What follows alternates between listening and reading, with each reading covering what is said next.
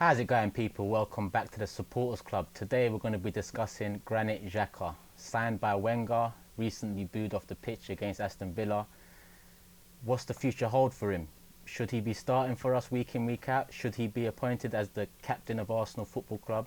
I've got a few guests with me to debate the matter. Jordan, back again. Nice to have you. Just having me again. Curtis, how's it going? See you, bro. And Claude, it's been a while, but All right. you're back. Let's start with... I want to start with Claude on this, get your opinion on Xhaka, because I actually haven't heard much from you about Xhaka. So he's been our most consistent captain this season. He's been our most consistent person in the middle. But What do you mean by consistency? consistently there. Oh, right. Yeah, I was just about to say. Yeah. I can't believe. I mean, what he done. Let's go over the season. Let's start with going back to the Brighton game. Was it the Brighton game? I knew he was going to go back to that. Yeah, the penalty. Yeah, when he just nonchalantly gave that penalty away without a care in the world, yeah? And then you think, OK, you ain't going to do it again, is it? Then he done it against Spurs. Yep. And then what got me is not his attitude after that game. He's like, well, who cares? Other people made mistakes and all that. Rather than be, Yeah. Rather than the Socrates when he made a mistake and came out and said, I feel like this whole match is on me against... Who did Socrates make the mistake against? Watford. Where he gave the ball away. He came out and actually took it all upon himself, whereas like you said, Xhaka was blaming the strikers in essence. Exactly, and I just find his attitude appalling, and I don't. It seems to me he's undroppable. He can make all these mistakes. I think I give him his due. I thought in the Frankfurt game, I thought he played really well. Yeah. Right, but I think that suits him because he's playing against a German team. I think that suits him more than anything because he used to play in the German league. A bit more time on the ball in the European league as well, yeah. But I don't think the English game suits him. I don't see what he gives to this team. I don't see, and I think the balance of the midfield, and I think this is one of Emery's biggest concerns for me. The balance of the midfield is not right. There's different combinations every week, and he doesn't know the right balance. And the problem with that is because of Xhaka playing, I feel. Yeah. I feel when he wasn't playing, I think, when was it Willock was playing? I thought he was playing really well. Yeah. And then he dropped him. Yeah. He had 2 great games at the start of the season, and he dropped him. Potentially because of age, but then again... And what doesn't help is when the Mr. Emery decides that he whatever he does, he's going to stick by him, and I think that could be his downfall. His big downfall. I agree with you, Claude. And obviously, we've disagreed on Emery in the past, but I think that you're right. If he persists with Granit Xhaka at the moment, the way Granit Xhaka has been playing for us, it will be his downfall because we all know that managers face the sack well before a player does. I just don't think he suits the way we want to play. There's something about it doesn't suit our game. Yes, Curtis, what do you think? I think the problem with Xhaka, when you look to a captain, you want to see leadership in some sort of way. It doesn't have to be pumping your chest and shouting. It can be what you do with the ball. Fabregas was captain. He led by example with the ball. I don't see what Xhaka is really good at. He doesn't protect the back four very well. He gets caught in possession. He's made a lot of mistakes giving the ball away. He doesn't create a lot of chances for the strikers, and he doesn't score many goals. Yep. So as a midfielder, what is he offering to the team? I think, as Claude's saying there, I think it's one of Emery's biggest mistakes at the moment, that he's persisting with him. I think a lot of it is they spent a lot of money on him. They gave him a new contract, I think last season, was it? He signed a new deal.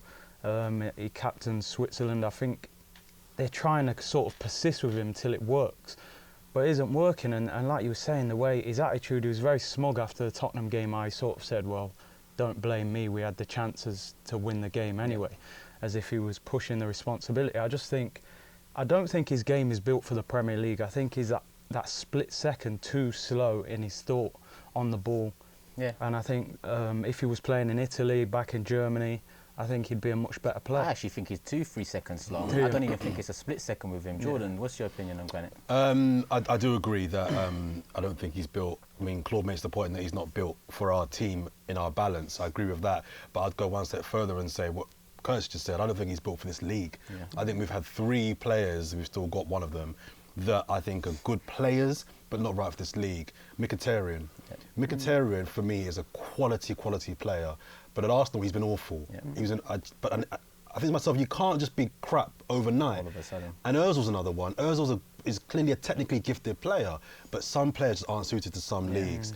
I'm one of the people that I'm giving Emre, as I did when he was first appointed, 2 clean years. He gets 2 years from me straight. Let's finish 10th this year. He gets 2 years from me. But within that 2 years, so coming up to we're in his second year now, certain players had to have left the club. He's done a good job in the summer of removing the Wengerized players, I call. Most of them. Moving them on. This next 2 windows, there's 4 more players that have to go. One of them is Xhaka for me. Xhaka's a good player. He's got some skills. He's a very good long passer of the ball. His short game is decent. But the problem I have with Xhaka isn't so much the failings in his abilities as a player. It's the inability to learn. Him and Mustafi, for me, they make lots of mistakes, and we can criticise going to ground and giving cheap fouls away. But the bigger problem for me is that he just doesn't learn. How many more times, Claude mentioned, goes back as far as the Brighton game where he messed up.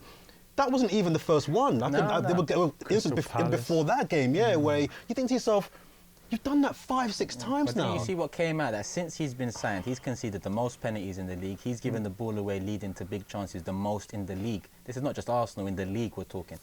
So that speaks for itself. And it's the same type of foul. It's that kind of caught wrong side, clumsy. You think, just let him shoot. Let him shoot. If he scores, he scores. And he just thinks, no, I'm going to knock him over. Like, what are you doing? When are you going to learn? You're not a kid Villa anymore. was the same thing last weekend, you know what I mean? Exactly. He had that silly foul in the middle, and really a smart foul in the middle at times is what we need, and he doesn't provide that. But then the silly fouls, he provides them in abundance. Too many. You know what I mean? That's the bigger problem for me with Xhaka. It's the fact that he just doesn't learn, and that's where the manager comes in. Has got to say, listen, if I'm going to keep playing you, you have to learn. You can't give. Arsenal's biggest problem for me in the last 5 years has been we give away so many cheap goals.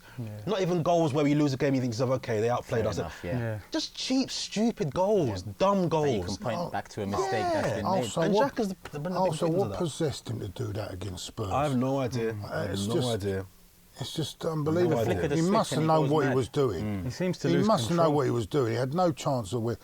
I just still can't get it into my head why he done it. 2-3 second delay he Yeah, has. yeah, that's what I'm saying. He doesn't have that time in the league, and he hasn't adjusted to it, and it's just the pace of the league is way past. And when you think as well, arguably the most important player in the pitch is your central midfielder. Of course.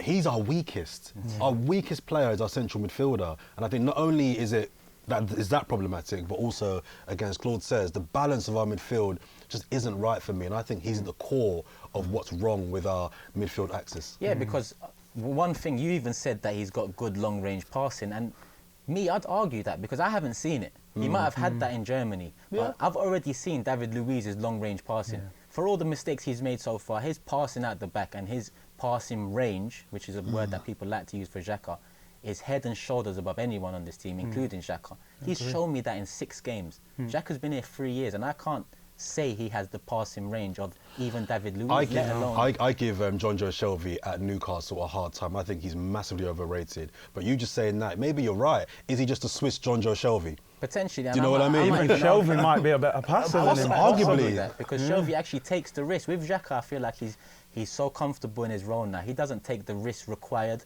from a captain, from our centre midfielder. He's the one in charge of protecting the back four this season.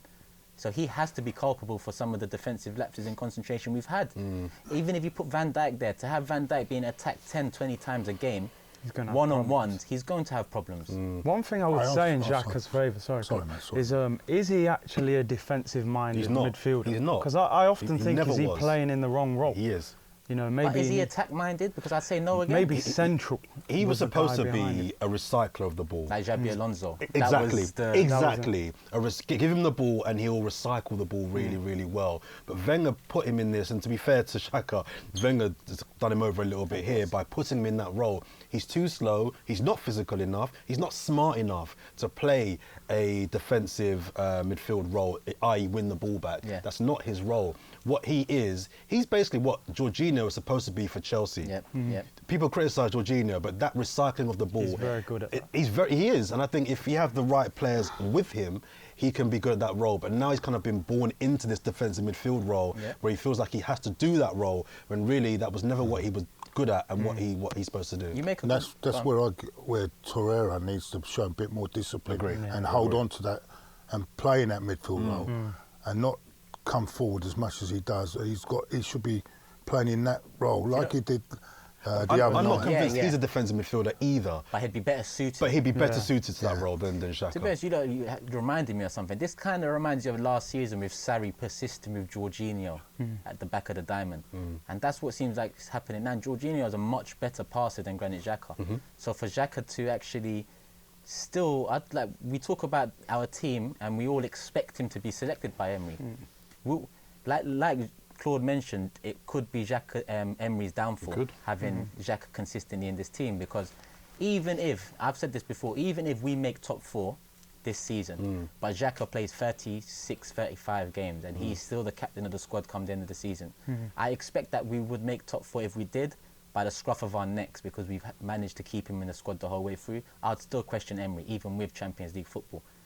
Because I feel like the league, the other people, the teams around us are so poor right now, we should get it, even with Xhaka in the middle. As I say, to be honest, getting top 4 to me is not a major achievement this year. Because it's because the start. Chelsea and Manchester United, Chelsea have got a very young team now, building again. And with Manchester United, they're in a bigger mess than what we are at the moment. Getting into the Champions League is the beginning for us. It's not the pinnacle, it's not the goal, it's not the end goal, it's actually the beginning of what we're trying to... I actually believe, even if he does get us in, then I don't think he can take us. He can probably take us to the Champions. I'm not sure whether he can take us to the next level. Emery. Yeah, I agree. Well, this And is the Xhaka. thing at Seville. He never took them to that next level. He was good at getting in the top 4, but that extra step, he wasn't great at that. Yeah. Well, to be honest, I've always maintained, even when Wenger was still in charge in the last season, I said after Wenger it'll take 2-3 years. I think we'll bring in someone to bring back some structure and tactical nous, because we've lacked it for so long. And he has tried to do that. It doesn't seem to be working tactically. No. We're yet to see a full strength side with the full backs in, with our full potential centre-back wise, so we'll see that to come. But like you said, But wasn't the writing on the wall at the end of the season when we had those 8 games there and we couldn't get over the line? Wasn't the writing on the wall? I'm an Emery supporter, but away. that was worrying. and of course, worrying. I agree with Claude. It was worrying. The only reason I gave him the pass for that is because beginning of the season, when I was asked would Arsenal make top 4 last season, I said we wouldn't. I'd said we'd be lucky to get into Champions League, because I feel like Europa League, until the Champions League team drop out, you don't know if you can win it. And with the league, I feel like we haven't done enough last summer. So I said we'll finish 5th or 6th. Now we came with 7 games to go. If I rejudge and guess what's going to happen, then I'll say, yeah, we should get top 4. But I've always got to take myself back to what I originally thought. And then I actually praised Emery for getting us in that position. to a whisker from Champions League. And then, yes, you can judge him for them 7 games, but I gave him a pass because of him actually getting us to fighting on 2 fronts for the same goal, which we haven't done for years beforehand. So I thought that was still progress, Claude. But looking now, you're right. It could be that he really has lost the team tactically. And I think, just going back to Xhaka as well, we've got some big games coming up, Turkish, and I think a lot of the fans are saying to drop Xhaka, take him out, and I get that, I get why, but just putting the kids in there who are looking good isn't the answer for me either.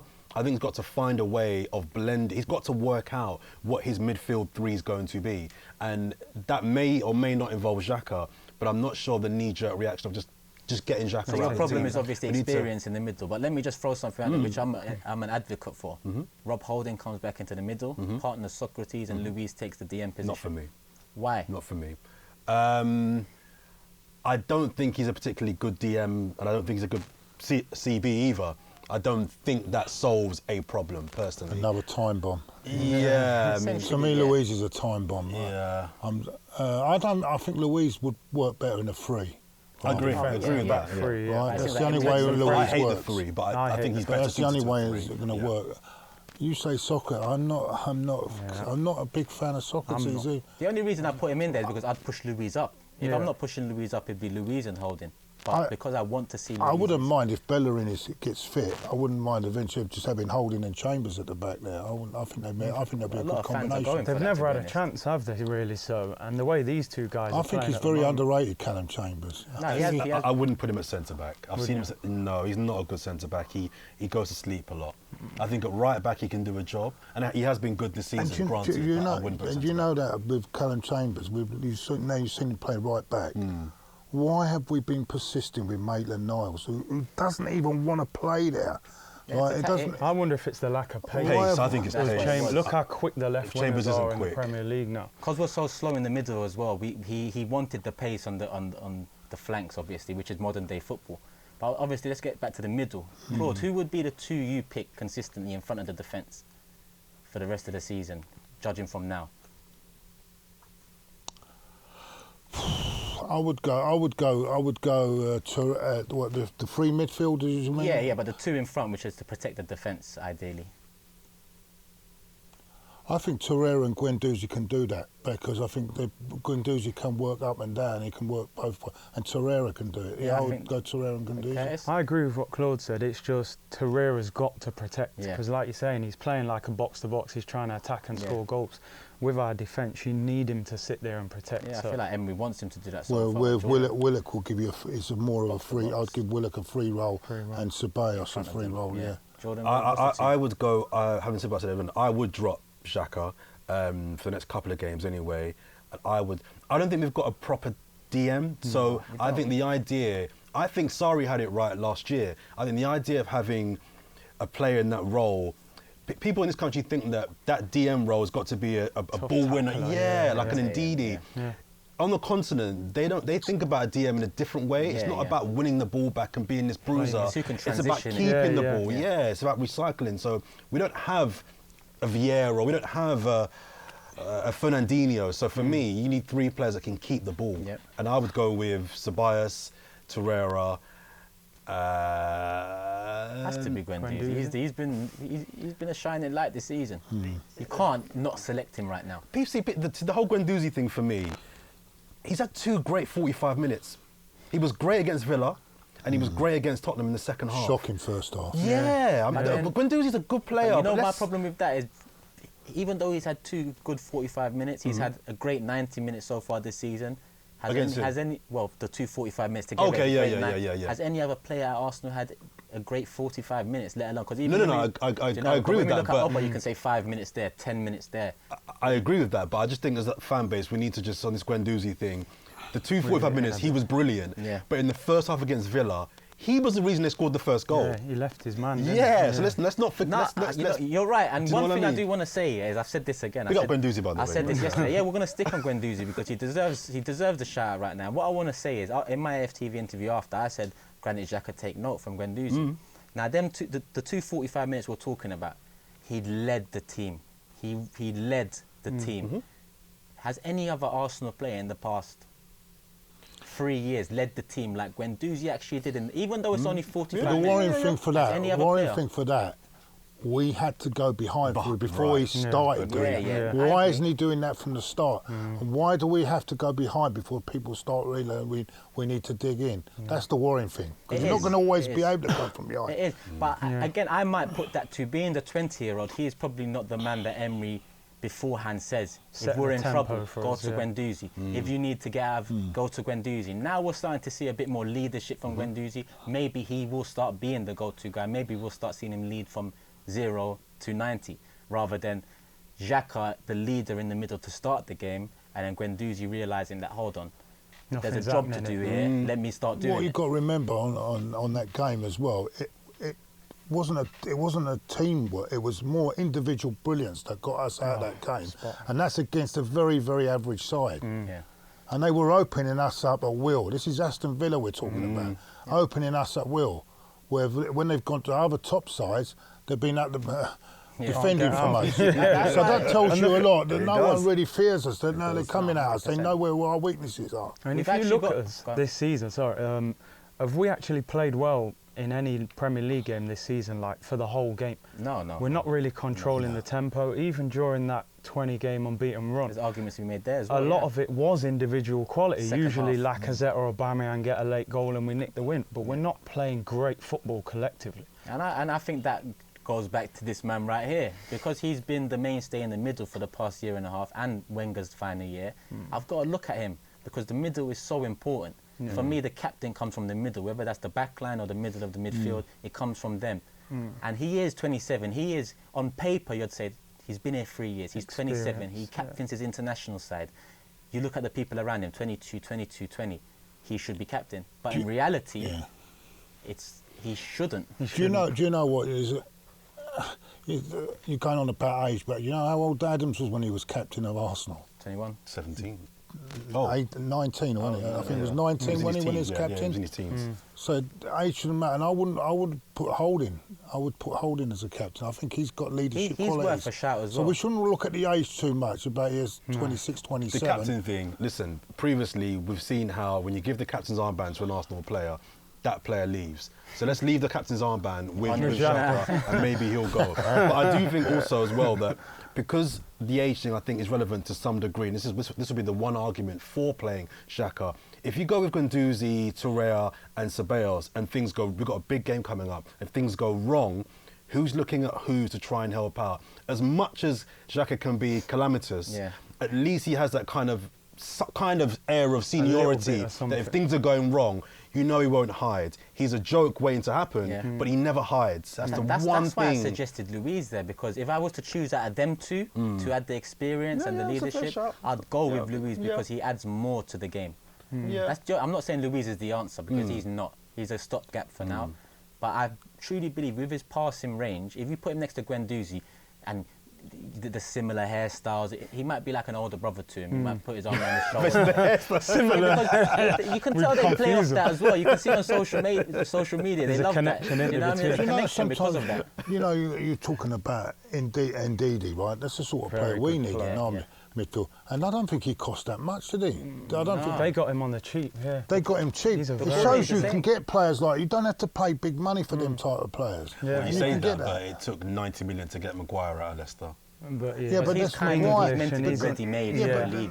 Yeah, that's what I'm saying. I'm just making the point that Leicester are tough negotiators. They wouldn't have let him go for 25 mil. But then we look at Watford and Decore, and you think that's another one that look at what he did against us in the match. No, I'm not talking about where Leicester bought where him Leicester from. got him Where from. Leicester got him. They got him for very cheap. Oh, okay, I'm with you. So why can't we pick players out like that? Why aren't we? The thing is, our fan base are so they're so demanding. Are they going to accept an unknown guy from the French lower leagues? Kante came from Just depends. I think you say demanding, but look at Guendouzi. How much did Guendouzi cost? No. Fans are appeased for me in the summer. You buy one big name player, spend a bit. You can get away with a lesser. Get away with 3-4 lesser ones, and who's to say them lesser ones won't be the bigger ones come 2 years? I'm happy with that. It's a balance for them in the market. And finally, they kind of did it this summer with Pepe, and we were always like, and then the small signings coming in to build what we've seen. I like Pepe, and I think he'll come good, but I know he's getting a lot of people who are not happy with him at the moment. But did we really need to buy him? Could that money have gone on a top class centre half? I think we needed a winger. I get you. I think the centre back role was maybe more important, but because of how we defend, I think he thought, I'll just create a team that can break teams down in attack. Shouldn't we try to develop Reece and Xhaka and then worry about a more important thing like a centre half? I think our options were pretty limited in the summer, and I think we saw a light in the Pepe did because Lille would accept the part payment and whatnot, and that's the only reason we did it. I'm happy we got him, but just thought maybe our priority was more important. As always at Arsenal, do we ever sort out what we need to sort out every summer? Claude, it's been 10 years, 12 years since. And just finally on Xhaka again, I wonder, because the fan base are like, Xhaka's the new Theo Walcott in terms of and the heat that he gets. Because he was the most as we're still here, but I just wonder how he responds to the kind of the anger that's coming from the fan base, and if he kind of thinks to himself, okay, the fans aren't really happy with me. I'm the club captain. I've got to fix up. And if that maybe if our reactions to him may force him into changing his way. I don't know. We know I'm the players watch AFTV. We know they see what's going on. We know they have banter between themselves about it. And listen, some criticism is harsh, yeah? And look, this is unfair criticism or harsh reality. In my opinion, it's the harsh reality on Xhaka. But what I'd love is for him to start against United and put a man of the match performance in and prove me wrong now. I don't necessarily want to sell him and get someone else in without giving him a chance. I feel like he's had the chance, but he's going to get more this season. He can still prove us wrong, me wrong. It's up to him to, as a captain, as a leader, the words that I say on an interview, Claude says on an interview, Curtis says, should just listen, take in, but spur you on to achieve bigger things and get the fan base back on your side. In my opinion, Ozil's character let him down in that side, and it's probably hampered him more so than it improved him. With Xhaka, hopefully it improves him. Listen, football can make fools of all of us, mate. Yeah, opinions, our opinion, it can make fools of all our opinions. At the end of the day, all we want is our club to be. That's exactly right, Claude. I rather someone shoved it all down. If we end up champions, right? And he leads us. And he leads us. You don't want to say it. I'll get a barrage of abuse. I don't care. I'll take it all day long. I'll take it all day long because I'll celebrate us winning. We'll be happy. That's more important to me than what people think about my opinions, and that's more important. You know what I'm saying? One thing I'll say in defence of Xhaka, I don't think anybody questions his determination and his will to win. You know, we're not saying he's sacking it off. We're just saying it's not working for him. And I think a lot of it is down to the manager. Take him out of the firing line for a little bit. Because I think if Xhaka's a squad player, we're not having this discussion. We wouldn't mind if he played Europa League, the old cup game. Because you're starting him every week, he's a captain and we're looking to him to lead the midfield. It's becoming a bigger problem. Of course. And I don't think the reaction of the fans of cheering him and booing him off the pitch is the right reaction, because at the end of the day, he might be here till the end of the season. And there's going to be games he starts where we need a performance from him. And he needs to feel like at least the fans are behind me. They want me to do well. Even though we are frustrated with him. And he don't help himself, does he? With some of his comments, he don't help himself. And it's rare for Arsenal fans. What I heard on Villa, it was rare for Arsenal fans to turn like that. I've only heard it against Aboué. Mustafi. I've heard it against Mustafi and Bellerin a few years back. That's the only... And now again with Xhaka, it takes the fan base a lot to really boo even and Andre cheer Santos. like But you mentioned, you mentioned we've got a big game coming against United. Here's the perfect chance for him to be like, okay, if I can put in a performance at Old Trafford against a poor United team where their weakest area for me is their midfield, that's the area I want to see him dominate. With two kids next to him, whether it's Guendouzi and Willock, whoever it is, I want to see him boss that game and really impose himself on a big game, because it is a big game. I know it's, where are we now, September, October time. No, it's a big game because it's us or them and Chelsea for that fourth spot. So I think if we can beat them now when they're at their worst, that goes a long way, I think, to kind of where we may end up finishing the season. I think you might be able to be dragging Spurs into this as well this season. I think they'll be They've all right got in the problems end. there. They have, but I think they'll be all right. I think in the end, they've got good players and a good manager that will see them. They've got a lot of internal problems. Media haven't got their back yet, which I'm waiting on. But they've got a lot of internal problems there as well. So they could be I dragged think into next the year's the race problem as for well. Spurs when they lose 4 of their key players. I think this year they might just have enough to. I think they'll be all right. Well, we'll see. Hopefully they get dragged into it. Fingers crossed. Fingers crossed. I mean, really, we should have finished above them last season. One win. It goes back to the 7 games, Claude. You know what I mean? Back to them 7 1 games. point from Crystal Palace and Brighton. Let's not even go back there. We don't want to go back to... You know what, to round up the show, Claude, unfair criticism or harsh reality? I don't think it is unfair criticism because he deserves the credit, so I'm going to go harsh reality. Okay, it's definitely harsh reality. He's been at the club a few years. He's had a chance to turn it around and it hasn't happened. Jordan. Yeah, over the 3 years, there's been a lot more negatives than positives. So for me, the criticism has been justified. Yeah, as you don't know my opinion already, it's the harsh reality, but prove me wrong, Granite. That's what I want you to do. That's what all Arsenal fans want you to do. Prove us wrong, not me, us wrong. But obviously, thank you for Jordan coming down. Been a pleasure. Curtis, as always. Claude, nice to have you on again.